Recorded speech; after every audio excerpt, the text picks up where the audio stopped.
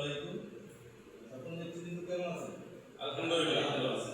আলহামদুলিল্লাহ ভালো থাকলে ভালো। আমরা আজকে এখানে উপস্থিত হয়েছি আমাদের দেশ নেত্রী বেগম খালেদা জিয়া জন্মদিন উপলক্ষে। আমরা সারা বাংলাদেশে দিক নির্দেশনা দেওয়া আছে যে জন্মদিনে কোনো কেক কাটা হবে না। তো আমরা সাধারণত কিছু মিলাদ মাহফিলের আয়োজন করা দরকার। তো সেটা আমরা এখানে সিনিয়র যে সকল নেতৃবৃন্দ আছি আমরা সেই মিলাদ মাহফিলটা অনুষ্ঠানটা সফল করব। এবং আমাদের এখানে সিনিয়র সহসভাপতি আছে ইসমাইল হোসেন ডালিম ভাই, তারপরে আমাদের এখানে আছে দপ্তর সম্পাদক ফারাদ মিয়াজি, তারপরে আমাদের এখানে